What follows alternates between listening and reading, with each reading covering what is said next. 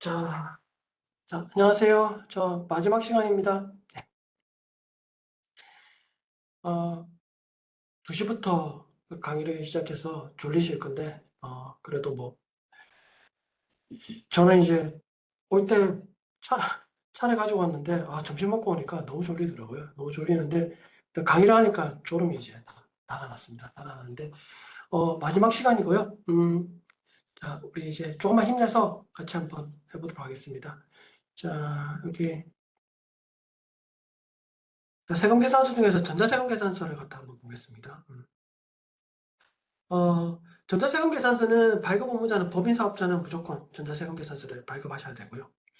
개인 같은 경우는 직전연도 공급대가 합계액이 8천만 원 넘어가면은 의무 발행 대상자가 됩니다.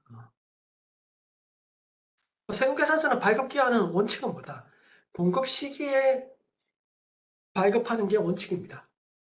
그래서 우리 건설업 같은 경우는 공사가 완료되는 날이죠. 그게 공급 시기가 됩니다. 되고 원칙은 공급 시기에 발급하는 게 원칙인데 그렇게 발급하다가는 세금계산서 발급하다가 뭐 일이 다 끝날 수도 있기 때문에 일단 그 특례 규정에 의해 가지고 공급 시기가 속하는 달의 다음 달 10일까지 발급할 수 있어요. 그래서 10일은 세법에서 25일, 10일은 되게 중요합니다. 자, 25일은 부가세 신고 관련된 달이죠. 25일 날짜 자체가. 그리고 10일은 원천세 신고와 그리고 뭡니까?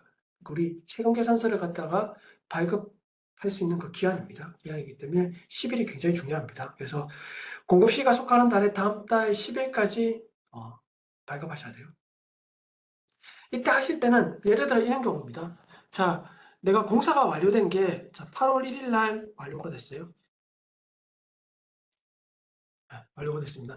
그러면 세금계산서를 언제까지 발급할 수 있습니까? 자, 9월 10일까지 발급합니다. 근데 9월 10일 날 발급하더라도 이때 세금계산서에 나오는 작성 일자는 8월 1일 됩니다. 8월 1일자를 갖다 작성 일자로 해서 9월 10일까지 발급을 하시면 돼요. 하시면 됩니다. 자, 월합세금 계산서 같은 경우는 몰아가지고 만일자를 갖다가 발행할 수도 있습니다. 발행할 수도 있고.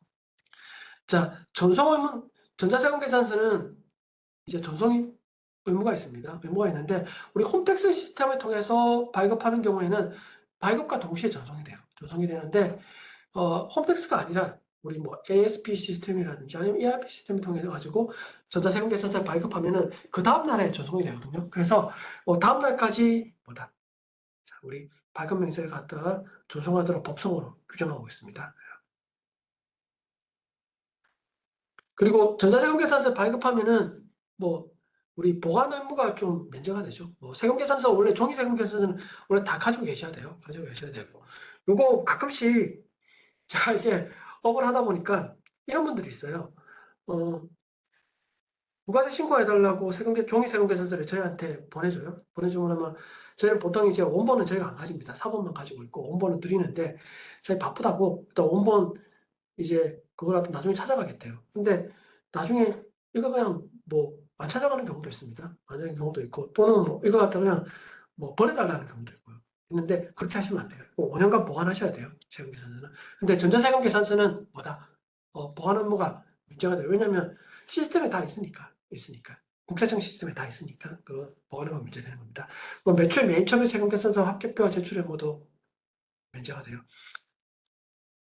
그래서 여기 이 같은 경우는 전체 우리 아까 그거랑 똑같아요. 신용카드가 똑같은데 이게 뭐냐면은 그 이제 매출 매입처 같은 경우는 거래처별로 우리 그 사업자 번호랑 공가 합계액이나 이런 거 다 제출해야 되는데 그거 제출 안 하셔도 되는 거예요. 합계 금액만 넣으시면 됩니다. 해가지고 넣으시면 됩니다. 자, 그리고 비발급 또는 지연발급 가산세금인데 발급은 언제까지 해야 된다고 했습니까? 제가 아까 여기죠.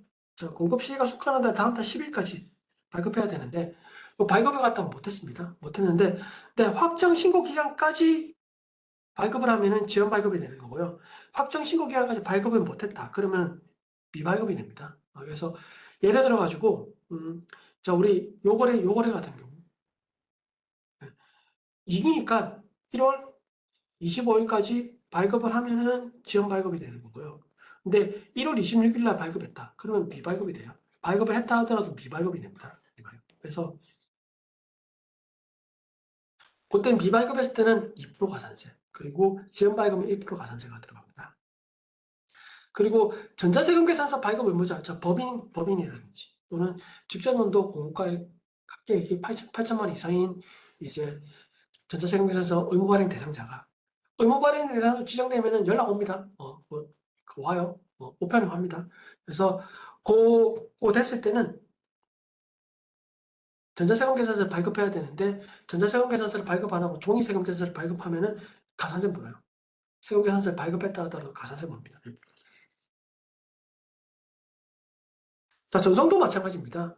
우리 홈택스 시스템을 통해서 세금 계산서를 발급하면은 발급과 동시에 전송이 되는데, 뭐 이제 요 경우는 보통 이제 전송 기간이 지나가지고 확정 시공 기간까지 미전송한 경우에는 미전송이 되는 거고요. 확정 시공까지 전송하면은 지연 전송이 됩니다. 그래서 요거는 미전송인 경우는 0.5%, 지연 전송의 경우 0.3% 가산세가 부과됩니다. 자, 우리 세금 계산서를 발급하는 홈택스 시스템을 통해서 같이 한번 볼까요? 요거 계산서, 영수증, 카드 여기 들어가셔가지고요. 전자세금 계산서 발급 요 메뉴에 클릭합니다. 그리고 전자세금 계산서 건별 발급 요거에 클릭하세요. 그러면 이제 다음과 같은 화면이 나타납니다. 나타나는데 요 공급자는 내 아이디로 내가 들어왔으니까 이거 당연히 여기 다 떠요. 뜨는데 여기 이제 공급받는 자는 이제 입력을 시키셔야 됩니다. 입력시키셔야 되는데 보통 이제 공급받는 자의 등록번호를 입력하고 확인하면은 이제 확인 누르면은 이게 정당한 그 사업자 번호인지 아닌지를 갖다 확인해줘요. 확인해주고 나서 나머지 금액은 나머지 것들 입력하시면 됩니다. 입력하시면 되고 처음에 이렇게 한번 입력하셔야 되고요.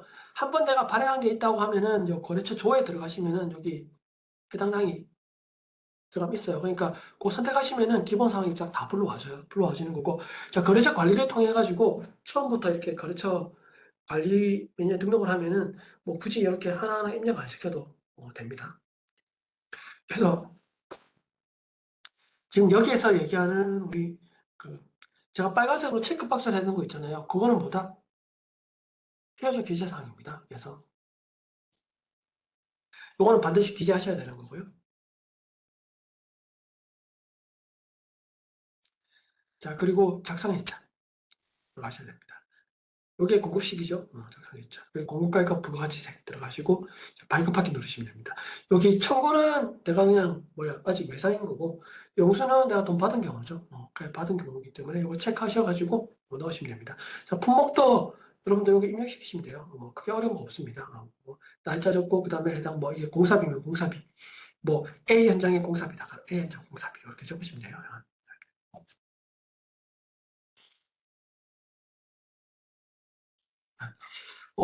전자세금 계산서를 이제 발급 안 했을 때 가산세 항목인데요. 자, 미발급 가산세는 자, 발급 시기가 지난 후.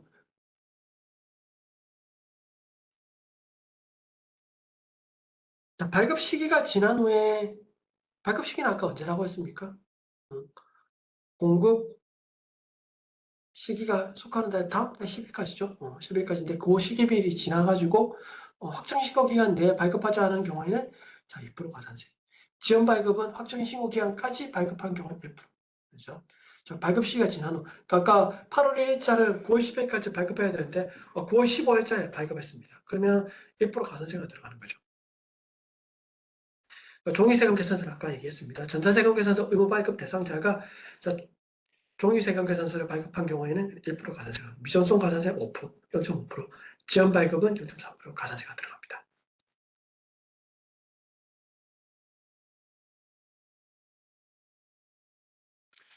물품 대금을 선금, 잔금 지급 시에 납품 후에 발급했을 때, 그러니까 용어를 헷갈리시면 안 돼요. 자, 발급이라는 거는, 자, 공급 시기가 속하는 달에 다음 달, 자, 10일까지 자, 발급을 하시면 돼요. 발급하시면 되는데, 우리 전자세금계산서 거기 홈페이지 들어가시면 있잖아요.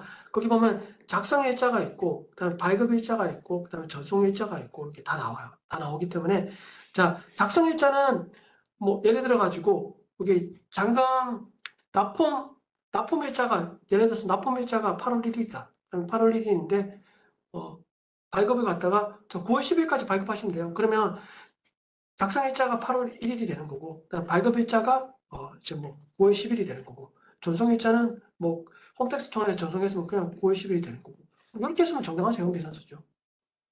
그러니까 그 발급을 갖다가 언제 하면 되냐? 그 물품을 납품했으면 그 납품한 날에 다음 달 10일까지 발급하시면 가산세 없습니다. 가산세 없습니다. 자, 우리 세금계산서를 발급하려고 하면은 공급받는 자의 등록번호라든지 또는 그 공급 시기라는 거는 그거예요. 이게 각 거래 형태마다 공급 시기가 다 틀립니다. 근데 재화를 인도하는 경우에 인도일이 공급 시기가 되는 거고요. 건설 같은 경우는 건축업 같은 경우는 공사를 완료한 날이 공급 시기가 돼요. 그러니까 각 거래 형태마다 공급 시기가 조금씩 틀리기 때문에 그거는 이제 법을 조금 보셔야 됩니다. 해가지고 근데 일반적으로는 이제 입금 기준이 아니라 그러니까 물품을 납품했으면 납품한 그 날짜가 공급 시기가 돼요. 그래가지고. 근데 대부분의 경우에는 그냥 돈 받을 때 세금계산서를 발급하는 거죠.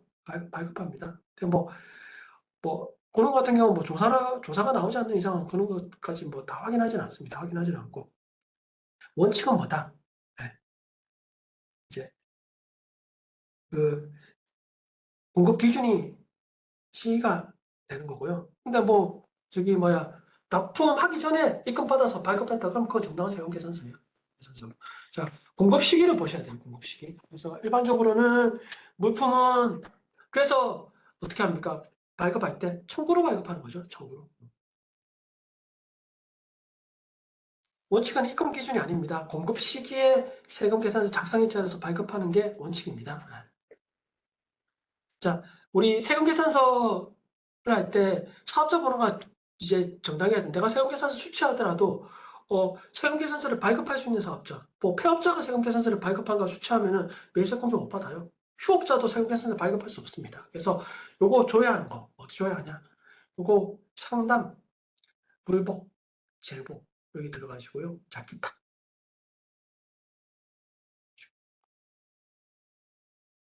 그리고 사업자 상태 조회 들어가셔가지고 여기 들어가시면은 여기서 사업자 번호 입력하시면 이게 뭐 사업자가 어떤 사업자인지를 갖다가 기본적으로 확인할 수 있습니다. 그래서 이렇게 나와요. 그래서 요거는 자, 폐업한 사업자죠. 이게 이제 제가 2004년도에 제가 세무사 시험에 합격을 했는데 합격하고 2003년도에 합격했어요. 2003년도에 합격하고 이제 제가 잠시 이제 사업자를 뭐야 사무소를 이제 회계사무소를 갔다가 이제 오픈했는데 그래서 오픈하고 나서 2016년 12월 31일 날 폐업했어요. 이게 제가 과거에 가지고 있던 사업자 번호입니다. 그래서 이 사업자 번호는 이게 폐업자죠. 그러니까 이 사업자 명의로 해가지고는 사업자 번호 발급 못합니다. 자, 세금계산서를 발급했습니다. 발급했는데 세금계산서를 발급했는데 이제 그 뭐 기재사항을 사고가 발생해가지고 뭐 어떻습니까? 수정해야 되는 경우도 있죠. 있습니다. 자, 전자세금 계산서는 한번 발급을 하면은 그 전자세금 계산서를 갖다가 취소할 수는 없어요. 수정세금 계산서를 발급해야 되는데, 네. 그러면 그 수정세금 계산서를 갖다가 발급하는 방법에 대해서 같이 한번 살펴보겠습니다.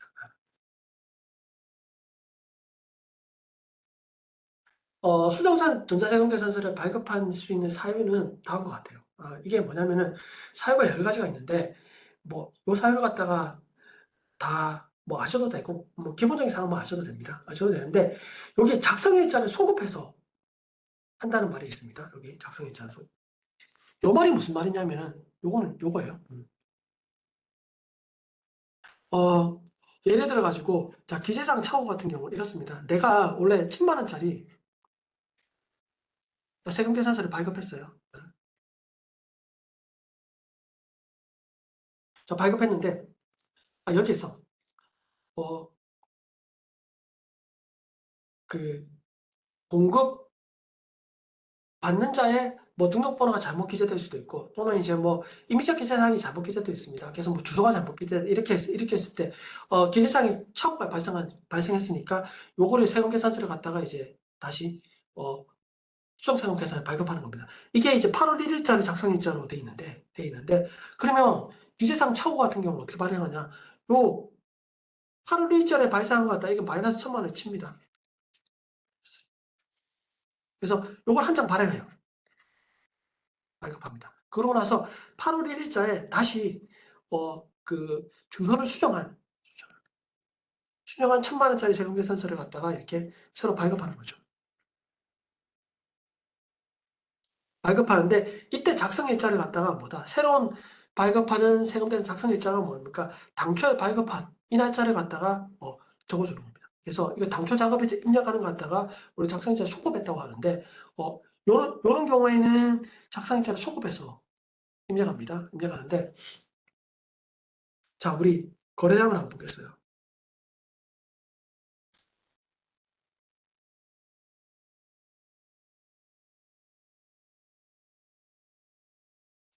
자, 기재사항이 잘못 기재된 경우.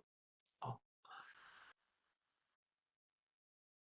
자, 착오로 잘못 기재됐습니다. 그러면 착오로 인식한 날을 까지 발급할 수 있습니다. 발급할 수 있기 때문에 뭐 착오는 언제든지 인식할 수 있으니까 그러니까 뭐 언제든지 해도 가산세가 없다는 소리죠. 그리고 이때는 뭐 어떻게 합니까? 당초 작성이 발급가는 마이너스 치고 뭡니까? 새로운 세금 계산서를 하나를 더 발급하는 거예요. 두 장을 발급하는 거예요. 두 장. 착오 외에는 자 확정 신고 다음 날부터 1년 이내에 발급하셔야 돼요. 착오하고 착오에 어떤 게 더 좋습니까? 착오가 더 좋아요. 착오. 네. 착오는 1년이 지나더라도 발급한다도 정당한 세금 계산서가 되기 때문에 착오가 더 좋아요. 그래서 여러분들 수정신자 세금계 발급할 때 착오하고 착오 외를 체크한 날이 있는데 착오로 체크하시는 게 좋습니다. 착오 외로 체크하다가 나중에 잘못하다가 세금 계산서 가산점 볼 수 있어요. 그러니까 조심하셔야 돼요. 자, 그리고 세율이 뭐다? 잘못 적용된 경우. 자, 10%죠. 우리 부가가치인데 뭐 7% 적용했다든지 뭐 이런 적용할 수도 있습니다. 그럴 경우는 뭡니까? 이것도 착오로 인식한 날 하고 이때도 세금계산서를 기존에 발급한 게 마이너스 치고 새로 세금계산서를 발급합니다. 그래서 두 장을 발급하는 거예요. 두 장. 이중 발급한 경우도 있습니다. 그러니까 내가 하나 발급했는데 까먹고 하나 더 발급했어. 똑같은 상황이 돼서. 그러면 하나를 취소하면 되는 거죠. 그래서 하나만 취소하면 돼요. 이거 하나만 취소하면 됩니다. 그리고 면세 대상 같은 경우, 면세는 사용계산서 발급할 사항이 아니에요. 그러니까 요것만 하나만 취소하시면 돼요. 그리고 내옥신용장. 그러니까 일반적으로 그 내옥신용장이 개설되면은 요거 영세비 적용됩니다. 영세비 적용되는데 수출 같은 경우 국내 거래를 하더라도 이때 처음에 일반 세금계산서를 발급했다가 내옥신용장이 개설하면은 영세비 세금계산서를 발급해서 일반 세금계산서를 마이너스 치고 다시 이제 영세비 세금계산서를 발급하는데 그걸 두 장 발급하는 거예요. 자, 이런 경우는 뭐다? 작성일자를 갖다 당초 작성일자를 입력하는 겁니다. 근데 여기 비거란에 보시면은 제가 요청을 했는데 작성일자가 변동된 경우에는 당초 발급일자보다 작성일자 이내야지 발급돼. 이 말이 무슨 말이냐면 요거 좀 헷갈리기 쉬워요. 여러분들 나중에 수정세금 계산서를 한번 발급하다 보면은 이런 것들이 조금 나옵니다. 요 의미가 뭐냐면은 이거 좀 지우고 제가 한번 설명해 드릴게요.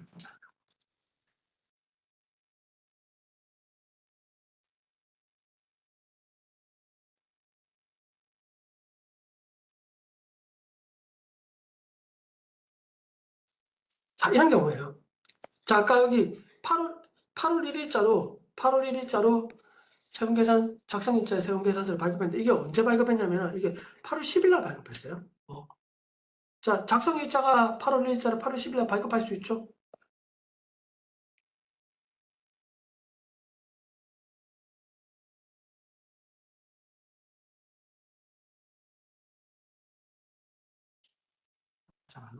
자, 일단 8월 1일자로 8월 1일자로 발급할 수 있습니다. 발급할 수 있는 8월 1일자를 갖다가 8월 10일 날 발급할 수 있어요. 언제 8월 1일자 작성의 공급 시기면 언제까지 발급할 수 있어요? 9월 10일까지 발급할 수 있으니까 자 8월 10일 날 발급한 거는 정당한 세금 계산서예요. 이렇게 세금 계산서를 1,000만 원짜리 발급했는데 공급 시기가 잘못 기재된 거예요. 자 8월 1일 날 완성된 줄 알았는데 건물을 완성한 줄 알았는데 이게 8월 3일 날 완성한 거예요. 그러니까 이때 수정세금계산서를 발급합니다. 이때 발급할 때 어떻게 발급하냐?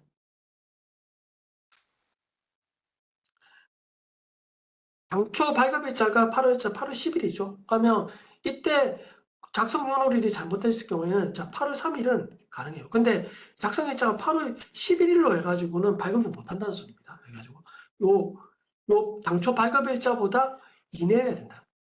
그래서 8월 3일자는 가능해요. 8월 3일자로 해가지고 수정전자세금계산서를 갖다가 발급할 수 있다. 그 의미입니다. 그래서 요걸 헷갈리시면 안 돼요. 작성일자는 공급시기가 되는 거, 발급일은 언제까지 발급할 수 있다. 공급시기가 속한 달 다음 달 10일까지 발급할 수 있으니까 이렇게. 요거는 작성일자가 소급할 경우가 아닙니다. 아닌 경우인데 요거는 공급가액이 변동되는 경우예요. 예를 들어가지고 아까 그래가지고 자 8월 1일자에 자 1,000만 원짜리 발급했습니다. 발급했는데 우리 계약상에서 공사금액이 증액됐습니다. 증액돼가지고 이게 공사금액이 500이 증액됐어요. 그러면 증액된 날이 8월 10일 날 됐으면 8월 10일 날 500만 원에 대해서 요것만 증가되는 부분에 대해서만 발급하시면 됩니다. 그래서 요거는 뭐다? 증감되는 거 요거 한 장만 발급되는 거예요. 감소했을 때도 마찬가지입니다. 그래서 요거는 변동된 사유가 발생한 날 이때 8월 10일 날 계약서가 해가지고 공사금액이 증액됐으면 8월 10일로부터 시작해서 언제까지? 속하는 달에 다음 달 10일이니까 9월 10일까지 발급하셔야 돼요. 요거는 작성일자는 없다. 문제다. 우리 공과이 변동된 날, 공사금액이 증액된 8월 10일 날로 해서 발급하시면 되고요. 자, 계약이 해제되는 경우도 있죠. 해제되는 경우도 있기 때문에 이때 해제해서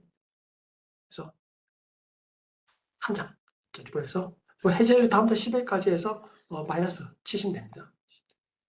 환입, 반품받는 경우에요. 반품받는 경우도 환입된 날에 다음 달 10일까지 해서 발급하시면 돼요. 이것도 환입된 금액을 마이너스 치시면 됩니다. 그래서 보통 이런 경우도 있어요. 뭐 실무상으로 이런 경우는 많이 사용합니다. 뭐 예를 들어 가지고 자 공급 시기에 세금 계산서를 발급해야 되니까 돈의 입금도 되기 전에 공사가 완료됐으면은 발급하는 거죠. 그래서 1,000만 원을 발급했습니다. 근데 돈을 안 주는 경우예요. 돈을 안 주면 그때는 어떻게 합니까? 뭐 보통은 그냥 여기서 그냥 마이너스 쳐버려요. 그냥 마이너스 세금 계산서를 해가지고 뭐 발급하는 경우 계약이 해제됐다 가지고 발급한 경우도 있고 뭐 그렇게 근데 그렇게 하시면은 나중에 이제 그 공사 대금을 받기가 좀 어려워질 수도 있기 때문에 그때는 그렇게 돈을 못 받았다 이러면 나중에 이제 그 뭐 이제 회수기에는 이게 2년이 지났다든지 뭐 이러면은 이제 대손사익 공제를 갖다가 받아가지고 받으시면 됩니다. 나중에 공사 대금을 떼었을 경우에는 그때 그 대손에 대한 법정 요건을 갖췄을 때는 그때 대손사익 공제에서 나중에 세금 낸 거에 대해서는 나중에 이제 공제 받으시면 돼요. 해가지고 자 다음.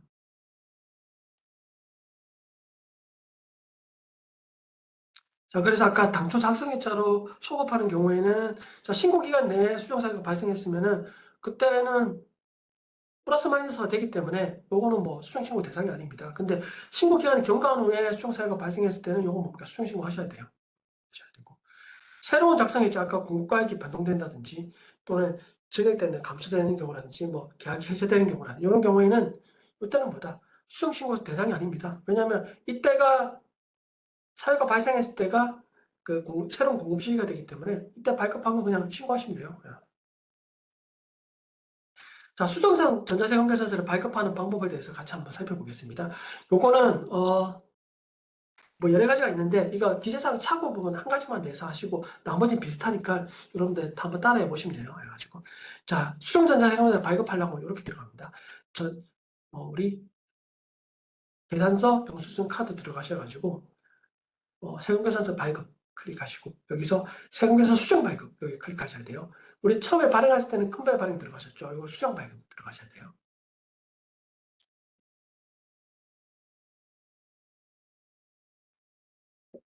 자, 그러면 다음과 같은 화면이 떠요. 이거 뜨는데 이게 당초 전자세금계산서를 발급한 부분이었으면은 여기 승인번호를 알면은 승인번호 입력하시면 되고요. 승인번호를 모르시면 그냥 확인 누르시면 됩니다. 확인 누르시면 돼요. 그리고 당초 뭐 종이세금계산서를 발급했다 하는 경우는 요거 클릭하시면 되고요. 하시면 되고 보통은 전자세금계산서를 발급했을 때 있다는 거죠.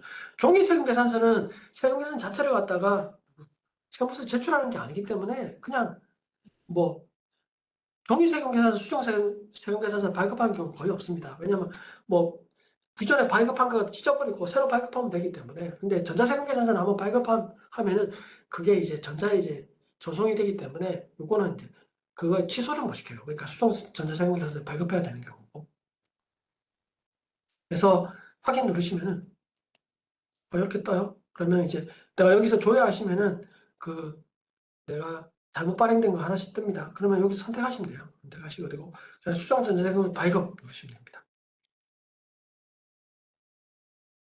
그래서 그러면은 제가 앞서나 얘기한 뭐 길상 착오라든지 이중 발급이라든지 옥시영장 이런 항목들이 나타나요. 나타나는데 이 중에서 기재상 착오면은 요거 발급하기 누르시면 됩니다. 그러면 기재상 착오 같은 경우는 당초 발급분을 갖다가 마이너스 치고 취소분에 대해서 마이너스 치고 다시 수정분에 대해서 정당한 세금 계산서가 하나가 더 발급 두 장이 발급되는 겁니다. 그래서 발급하기 누르시면은 그러면 당초에 발급한 거에 대해서 마이너스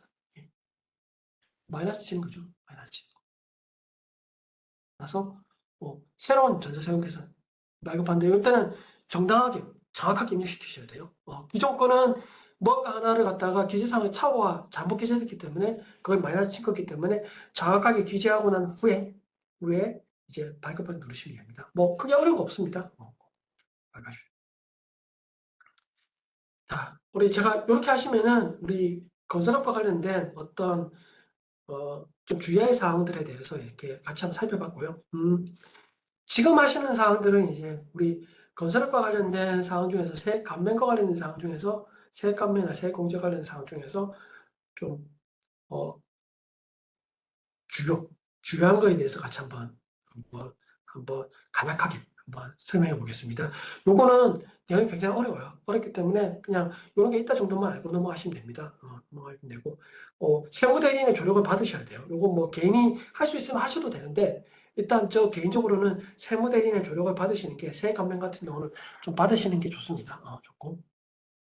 자, 먼저 우리 건설업 하시는 분들 중에서 창업 중소기업에 대한 세액 감면을 받으실 수 있으세요. 받으실 수 있으신데 요거 감면 대상은 이렇습니다. 자, 수도권 과밀업 제약업력 외에 지역에서 창업한 청년 창업 중소기업이에요. 그러니까 수도권 과밀업 제약업력이 아닌 지방에서 창업하신 분들은 청년 같은 경우는 뭐다? 5년간 얼마큼 감면해 줍니까? 100% 감면해 줘요. 세금 낼 게 없습니다.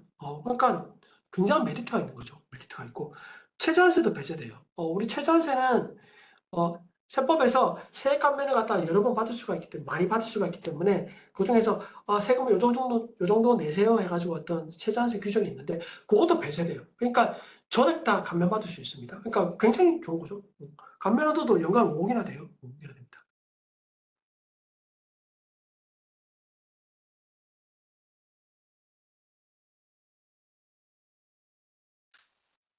자, 그리고 수도권 가민업자원역에서 창업한 청년 창업 중소기업 같은 경우는 50% 감면받을 수 있습니다. 50% 감면받을 수가 있고요. 청년이 뭔지, 그다음 수도권 가민업자원 뭔지는 조금 이따 다시 설명해 드릴 거예요. 자, 수도권 가민업자원은 외에서 창업한 창업 중소기업. 100% 감면해 주는데 요거 뭡니까? 수익금액 8천만 원 이하 대해서만 감면받을 수 있습니다. 여기서 창업이라는 개념이 나오는데 창업은 뭐냐? 이거예요. 뭐 사업자 등록을 하는 경우죠. 개인 같은 경우는. 법인 같은 경우는 이제 법인이 설립하는 경우입니다. 그게 창업입니다. 창업인데, 근데 창업으로 보지 않는 경우가 우리 예규에 나와 있으면 이렇게 나와 있어요. 뭐라 나와 있냐? 자, 합병 분할 현물 주차 사업 양수로 인해서 종전의 사업을 승계하는 경우. 요거는 창업, 기존의 사업을 인수한 거니까 요거는 창업이 아니에요. 그리고 내가 개인으로 사업하던 것 갖다가 법인으로 전환해서 사업하는 경우. 이것도 아닙니다. 폐업한 후에 다시 폐업전과 동일한 사업을 영위하는 경우. 다음에 뭐 업종 추가하는 경우, 요것도 안 됩니다. 안 되고. 그리고 창업 중소기업에 해당하지 않는 업종, 도매업 같은 경우는 업종이 안 됩니다. 안 되는데 요거 삽입하고 뭐 제조업을 추가해가지고 이제 사업하는 경우에는 이제 창업에 해당되지 않아요. 이런 것들은 이제 창업에 보자는 경우니까 요거는 관련 예규라든지 이런 것도 한번 살펴보셔야 됩니다. 청년이라는 말이 나왔죠. 그 청년. 청년은 뭡니까? 15세 이상부터 34세 이하를 청년이라고 합니다. 청년이라고 하고. 자, 이거 병력을 이행한 경우에는 병력을 이행한 6년 한도로 해서 그거 갖다 플러스 해줘요. 6년 한도니까 뭐 40살까지 청년을 볼 수 있는 거죠. 수도권 가밀역적 원역이라는 말이 나오는데 요거는 여기에 해당되면 수도권 가밀역적 원역이에요. 자, 서울, 인천 중에서 요거는 뺍니다. 광화군, 운진군 이런 것들 빼요. 제외하고 나머지는 수도권 가밀역적 원역이 들어가요. 남양주시는 여기에 해당되는 겁니다. 목포동, 평내동 이런 거 해당되고요. 자, 의정부, 우리 이게 그 수도권에 나와 있는 시들입니다. 하남시, 고양시 이런 것들, 이런 데는 뭐 다 수도권 가밀역적으로 안 됩니다. 자, 감면업종은 법에 열거된 것만 돼요. 근데 건설업은 감면업종에 해당됩니다. 해당되기 때문에 네. 그래서 5년간 감면받을 수 있어요.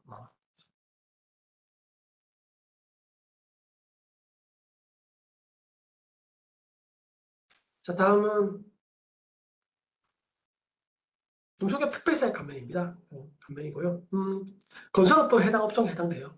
요거는 아까 여기는 수도권이라는 말이 나와요. 수도권이라는 말이 나오는데 아까 수도권 가밀역조건역과 수도권은 틀립니다. 자, 수도권이라고 하면은 서울시, 인천시, 경기도는 다 수도권이에요. 그러니까 가밀역조건역 틀려요. 그러니까 수도권 내에서 우리 건설업을 영위하면 20% 감면받을 수가 있고요.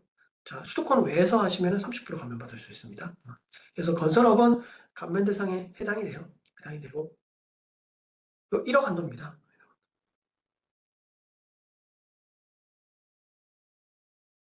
그리고 이거는 1억 원에서 내가 뭐 저기 상시 정보선 감소했으면 한도 좀 빼요.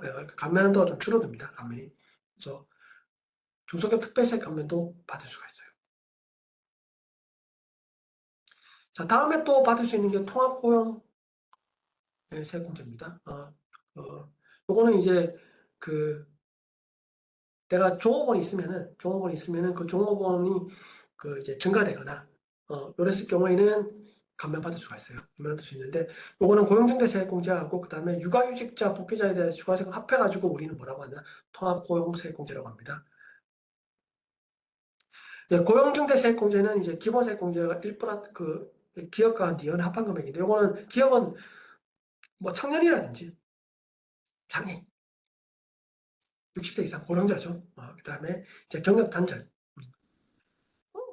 중간에 뭐 애 때문에 이제 회사를 그만뒀다가 다시 이제 취업하는 경우죠. 과거에는 여성만 됐는데 그 남성도 되면 합니다. 그래서 여기에다가 1인당 공제를 곱하니까 중소기업 같은 경우는 수도권은 1,450만 원, 그리고 여기 수도권에는 1,550만 원이니까 돼요. 굉장히 큽니다. 세금면 금액 자체가. 그래서 한 명이 증가되는 수에 따라서 그 인원수에 따라 가지고 이렇게 공제받을 수가 있습니다. 그다음에 이거 청년 외, 아까 얘기한 청년들 외, 아까 여기 뭐 이 사람들 외에 사람이 증가됐을 경우에 이거는 수도권은 850만 원, 중소기업 같은 경우 그리고 수도권 외는 950만 원 이렇게 됩니다.